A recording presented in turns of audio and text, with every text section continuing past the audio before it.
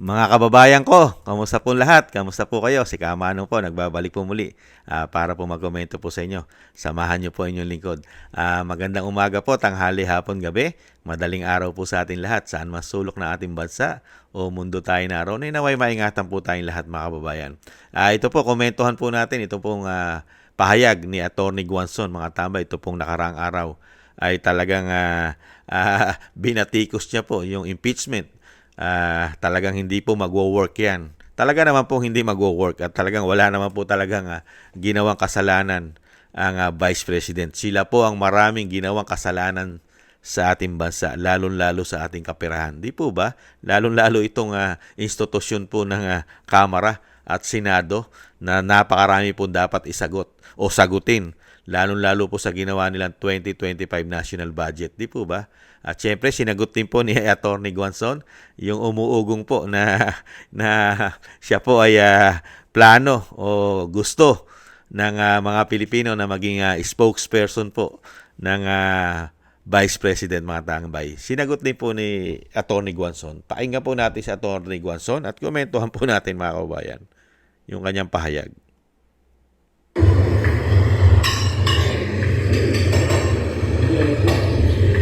Yan ang problema. O ngayon, impeachment? Impeachment? Sinabi ko na from the start, hindi dapat nag-impeachment. Itinuloy pa rin ni Speaker.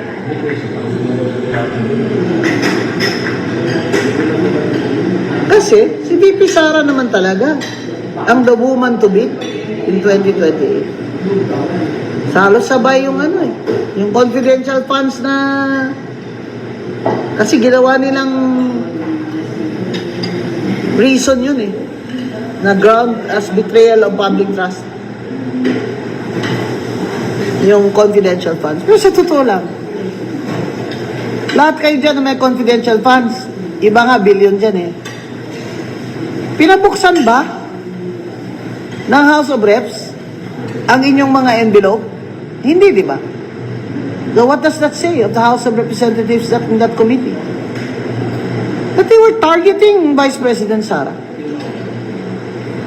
Is that correct? Na-i-impeach nila? Kaya, alam mo, kahit matuloy pa impeachment, matatalo kayo dyan, olats. Olats kayo dyan Kasi yung testimony ng auditor na yun, di na niya mapapalitan yun. That's on record. Tama po yung mga tambay. Yung testimony po nung ginawa po nila sa Congress hearing, hindi na po mapapalitan yon. Yung COA, mga tambay, yung sinabi po na talagang malinis at dokumentado ang Vice President, lalo-lalo sa paggamit niya po ng kanyang pondo. Lalo-lalo po sa kanyang confidential fund. Di po ba? Hindi na po nila mababago yon. Nakatestimonya na po yon. Recorded na po yon. At yung sinasabi po ni Atty. Guanzon, totoo po yun. Lahat po sila ay may confidential fund. Yung iba, billion pa. Bakit hindi po nila pinabubuksan yung kanilang envelope? Tama po yun Kaya nga, matindi po ang sumasang-ayon po si Kamanong dito kay Atty. Guanzon. Olats. Di ba? Walang saysay po itong talagang olats, talo! Kaya nga lang po, ang talo po, hindi po sila. Real talk. Tayo po ang talo. Hindi po sila. Ito po mga congressman, panalo po ito. Dahil yung umuugong po na 150 million, pababa o pataas, sila po ang nakatanggap nun, di umano. At ang pera po ng taong bayan ang natalo. Isang damukal po kasing pera yata ang ginagastos po dyan sa pagpapabagsak pa lang po sa impeachment ng Vice President. Sino po ang talo? Tayo po ang talo. Tayo mga taxpayer. At nakakautang pa tayo sa labas ng bansa. Tayo po ang numerong talo. Sila po, panalo po yung mga yan, mga congressman, mga kababayan. Kaya ito, basura po talaga. Matagal na po natin sinasabi na basura po ang impeachment. Kaya nga lang po, may naghahangad po kasi May naghahangad na maging Pangulo, mga kababayan. Speaking of, Kaya, ngayon, i-impeach ng, Senado, dinilay postpone ni Senate President Jesus Cordero ang start ng hearing. Siyempre, reklamo yung mga nag-file. Patapos na po ang session. Sarado na po yun. Tapos na impeachment by June 30 noon time. Tapos na ang term nitong mga senador na to. Kailangan mag-file sila uli. Paano sila makapile uli? The same year nila final. Kaya pwedeng mag-file the same year. Gusto nyo, next year naman. Next year naman. Election ulit. Election na tayo eh. Yan mga tamay, malinaw po. Isa po yung abogado ito at naging COMELEC po ito. Naging naglingkod po sa COMELEC ito at sa COA, si Atty. Guanzon. Malinaw po. Wala na. Olats na talaga. Sarado na sa June. Ito po, sa last day of June, ay wala na po yung 19 Congress. Mga tama, itong mga nag-file na ito, wala na. Papasok na po ang 20 Congress. Ngayon, hindi, pwede naman sila mag-file ulit ng impeachment. Kaya lang, pinail na po nila yan nito pong nakarang, di ba, January. Ito pong taon na ito, the same year. At hindi na po pwedeng mag-file ulit ng the same year, di ba? Yan sinasabi ni Atty. Guanzon. Ang mangyayari niyan, magpa-file po sila the following year, the susunod. The susunod na taon pa. Matagal pa mga tamay, marami pa mangyayari sa ating bansa, mga kabayan. Baka isang araw hindi na pangulo, yung pangulo. Marami pang mangyayari, di po ba mga kabayan? Ituloy po natin. Wala na talaga. Ang nangyayari na lang po talaga, puro yaw-yaw. Puro sinasabi nga po na attack dog. Yung sinasabi nga, political animal daw po, sabi ng ating subscribers. Ang dapat daw po itawag ay mga political animal. Di umano. Natawa rin po ako dun eh. Napanood mo ba interview ni Kong Toby? Sabi niya, pinangako daw kasi sa mga Kong yung budget. Budget ng ano? Yung para sa infrastructure, pinangako. Pinangako daw ni Speaker, sabi ni Congressman Toby. Kaya tinamaan din yung mga alyansa senators nila kasi natalo sila sa Mindanao sa nangyari. Oo, bugbog ang mga senador ng alyansa, di ba? Sa Mindanao, wala. Sila doon. That's Duterte country. Ano masasabi mo sa kumakalat na balita? Spokesperson ka daw. Ay, no comment ha. No. Hindi sa akin nagsimula yan ha. Hindi sa akin nagsimula yan ha. Nagsimula yan kay Kifi Chu. Yan si Kifi Chu talaga. Pilya talaga yung si Kifi Chu. Nung nga sa Quadcom sinakyan niya lang dun si Abante ba yun? Abante. Si Pastor Abante. Talo tuloy. Oo, sinakyan lang niya inano niya, inukray-ukray siya ni Amante, tapos sinakyan lang niya. Tapos, natalo tuloy. Ikaw, Kipichu, kasalanan mo to lahat. Bakit ako pinag-uusapan ngayon? Na ako daw spokesperson, wag nyo naman i-preempt si VP Sara. May sarili po siyang, kaso, labo-labo na. Si Sasasot, si Joy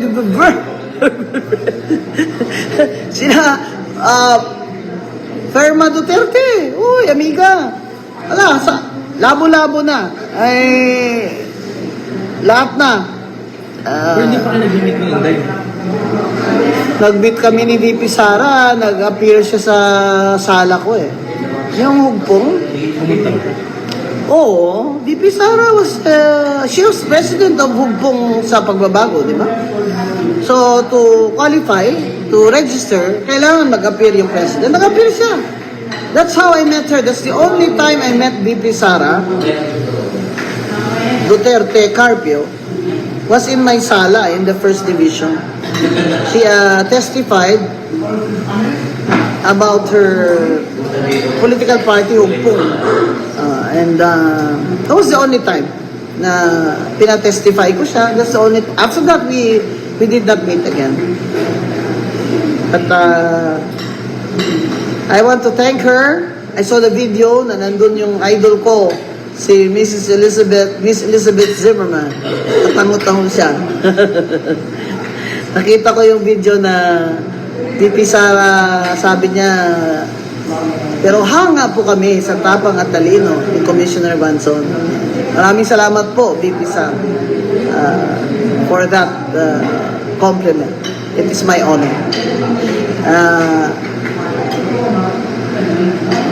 Kaya po, huwag niyo pong sabing ako'y bias lamang kay BP Sara, kaya ako no sa impeachment. Iisipin niyo talaga, sa dami ng problema ng bayan, unahin mo pa talaga pagpatalsik ng Vice President. Napakalaking political upheaval. Hindi ka pa kontento. Pinadakip mo pa si Mayor Digong. At si Dun, pinadala sa Hague. Sa ICC.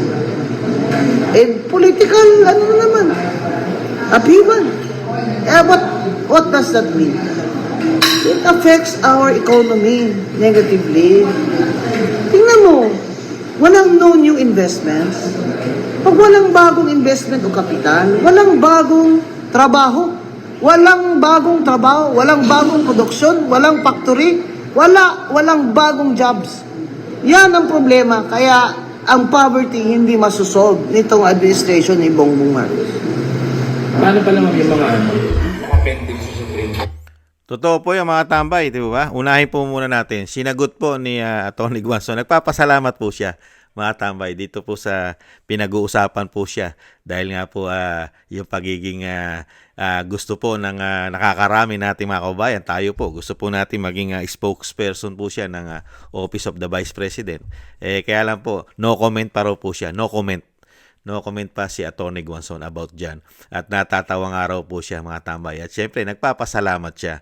Lalong-lalo po dun sa iniidolo po pala niya si Ma'am Elizabeth Zimmerman Duterte, mga tambay.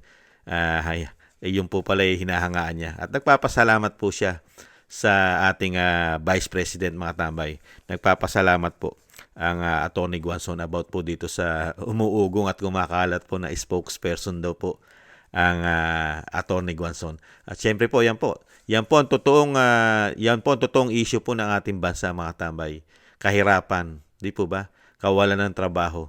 Wala pong pumapasok talaga investor na mga bagong investor sa ating bansa. Tama po si Atty. Guanzon Hindi po masosolve ang kahirapan sa administrasyon po ng Pangulong Marcos natin ngayon. Wala, hindi po masosolve.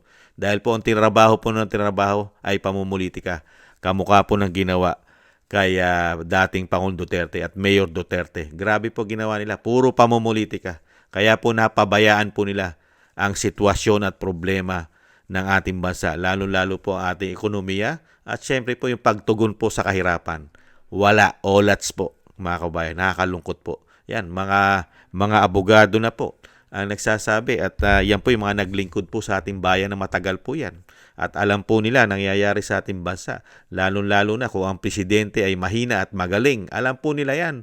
Ang presidente ay magaling at mahina. Alam na alam po nila yan, mga katambay. Ituloy pa po natin. 2025 national budget, most corrupt daw. Yung PhilHealth, yung Harlika funds. Kita mo yan, yung pinakahinablang gobyerno, ito na. Maliban pa dun sa mandamos namin against Speaker Romualdez. Biro mo, General Appropriations Acts being questioned in the Supreme Court. PhilHealth, yung 89 billion dyan natin na binabayaran sa PhilHealth. So, Harlika. So, Maharlika funds na wala namang investment, milyon-milyon ang sweldo. O ngayon, nag-invest siya sa isang mining company. Mukhang love nyo, feel nyo talaga yung mining dyan, ano? Kasi ang dami nyo naman dyan sa Congress. May mga mining companies kayo, Alam nyo, nahihirap talaga dito sa Pilipinas ngayon. Kontrolado ng mga business interests, cronies, dynasties, ang ating ekonomiya through Congress. Tataas yun naman ang tax namin sa capital gains tax. Yung Netflix, tumaas na. Netflix, kaming mga PWD, Netflix na lang yung aming ano eh.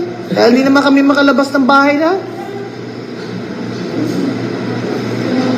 Ay tax na. Ang question nila sa'yo, Mon, Ang hirap talaga ng buhay ngayon sa Pilipinas. At bawat eleksyon,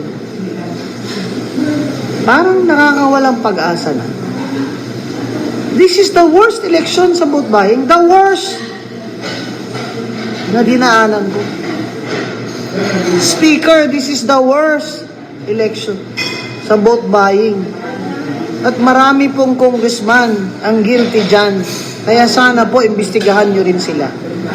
Hanggang sa muli nating pagkikita, mga kababa. Yan po mga tambay, si Atty. Guanzon, sinagot niya po lahat. Lalong-lalo po yung issue po ng impeachment mga tambay at yung pagdakip kay dating Pangulong Duterte na talagang grabe po. Yan po ang mga achievement lang ginawa nila. Yan po ang tatak nila mga tambay. Tatak po nila yan at hindi na po makakalimutan yan. History na po yan yung ginawa po nila sa ating bansa. Lalong-lalo sa ginawa po nila sa dating Pangulong Duterte. History po yan. Yan po ay nakatatak na po sa kanilang lahi yan.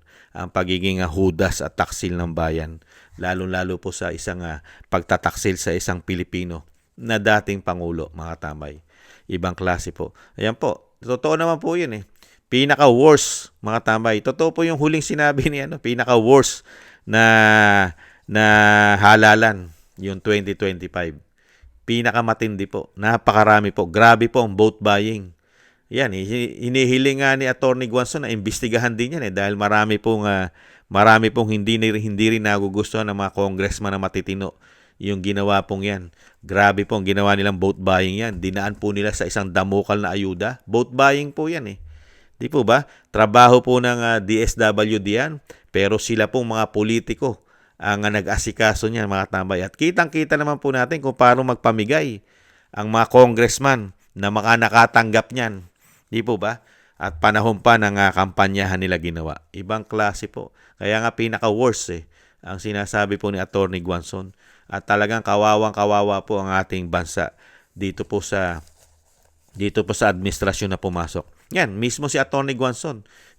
Talagang napakahirap na sitwasyon ng ating bansa. Aminado po siya.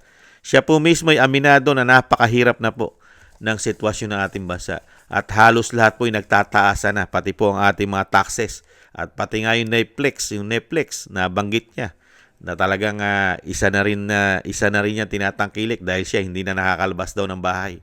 Di po ba? Nakakalungkot yung ginagawa sa ating bansa, pamumulitika, grabe. Pera, issue ng pera, pati po ang ating mga kaperahan. Di po ba? Yan, nabanggit niya pati yung Maharlika Investment Fund, di ba? Totoo po 'yon. Ano po ang investment ng ginawa po nila sa mining? At kay lalaki po ng sweldo ng mga nanunungkulan po dyan, namamahala ng Maharlika Investment Fund. Milyon-milyon po ang sweldo niyan. Kay lalaki po. Pero saan po daw nila dinala? Nag-invest daw po sa mining. Sino po ba yung merong mga mining company na may mga business dyan? Sinabi po, mga congressman. Kung hindi po nagkakamali ang yung lingkod, pati po yata ang speaker, meron din po yata negosyo ng mining. At dyan po dinadala ang pera pala ng taong bayan sa kanilang mga negosyo ayon kay Atty. Guanzon. Yung pera po ng bayan ay dinadala po sa kanilang negosyo. Ginagamit po mga tambay. Ang tanong natin, kikita kaya? Kumikita kaya? Dahil wala na po tayong update dyan mga kabayan, di po ba? At yung sinasabi nga, pinaka-worst, di ba? Grabe, no? Yung mga pera natin, pati sa ating contribute sa PhilHealth, na disgrasya na. Hindi natin alam kung ano na nangyari dyan. Pinababalik po yata yan. Ang tanong, may babalik pa kaya? At yung 2025 national budget, mga tambay, ibang klase hanggang ngayon. Wala pa, hindi pa natutuldukan yan. Pera rin po ni Juan de la Cruz yan at ng taxpayer. Di ba? Nandiyan pa ang SSS, GSIS, PDIC. At marami pa tayong issue pati sa ginto. At isang damukal pa na issue ng korupsyon, mga kababayan. Flood control pa nga lang, hindi pa naimbestigahan kung ano na nangyari sa kapirahan dyan Di ba? Nilusaw lang po ng baha at ng hangin. Ibang klase po mga tambay. Kaya yan po mga tambay ang paliwanag po ni Atty. Guanzon sa lahat ng issue, lalo po sa sa impeachment. Talagang olats na yan. Olats na. Wala na magagawa yan.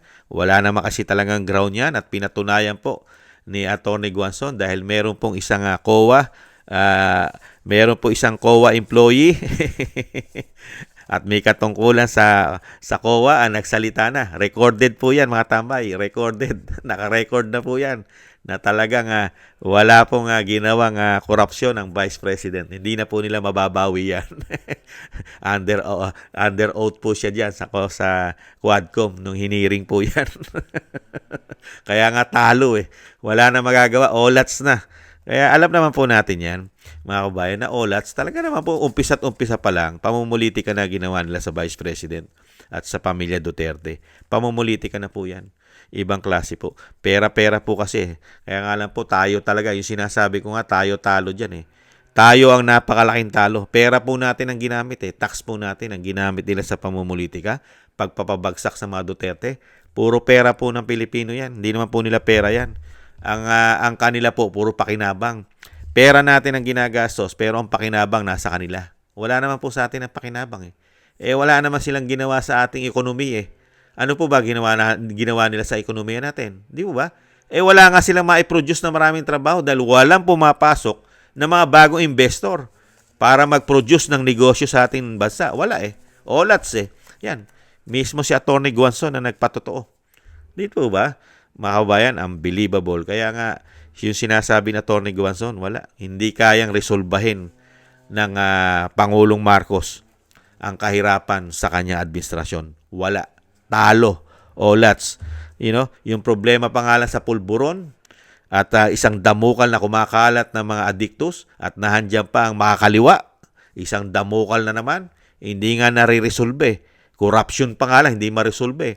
Di ba? Makakaliwa pa, mga adiktos pa, mga drug lord pa, mga kidnapper pa, di ba? Mga terorista, mariresolve ba? Pagka ganitong klase ang Pangulo meron tayo, yun nga lang basic na problema, hindi niya magawa na ma-resolve yung pang malalalim.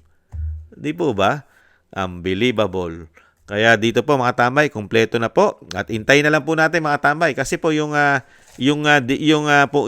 pinag-uusapan po na kalat na rin po yung pagiging spokesperson po niya, ang desisyon po niya na kay Vice President Sara Duterte. Sa Office of the Vice President po ang magdidesisyon diyan kung talagang kukunin po nilang spokesperson po ang Atty. Guanzon, mga tambay, nasa Office of the Vice President. Sana nga po, mas magugustuhan nga po natin na maging spokesperson po siya dahil po nakita po natin kung paano po atakihin ang Vice President ng institusyon ng Kamara at Senado. Marami po dyan bumabanat at lalong-lalo po yung USEC po ng Malacanang na pinsan daw ng isang convicted na Franz Castro. Yung sinasabi ng Vice President. Grabe po umatake yan sa pamilya Duterte. Kung maging spokesperson po ang Rowena Guanzon, magandang labanan po yan. Abogado At makakatikim po ng mga salita na talagang matitindi. Pagka po yan ay naging spokesperson ng Vice President, makakatikim po sila ng hindi magagandang salita riyan, mga tambay, na masasakit na salita. Muli po mga tambay, maraming salamat po. Thank you po sa mga naagusto po ng ating Tambayang Makabayan. Maraming salamat po sa inyo. At syempre po sa ating mga subscribers, thank you po. Maraming salamat po. Shoutout po sa inyo lahat. At sa naagusto po ng Tambayang Makabayan sa YouTube at TikTok. At sa mga nagko-comment, like, share, and subscribe, maraming salamat po. At shoutout po at thank you po sa mga biyayang pinagkakalo po ninyo.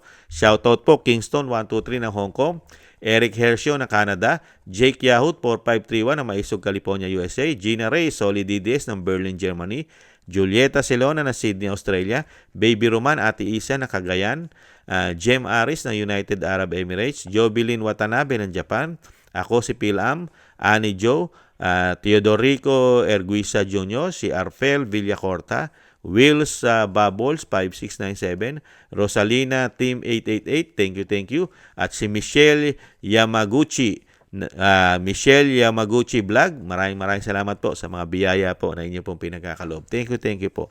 At syempre po, wag po natin kalimutan na isama po natin sa ating mga dasal at panalangin na maingatan po ang pamilya Duterte at makabalik na po sa lalong mabilis sa ating bansa ang dating Pangulong Duterte, mga tambay.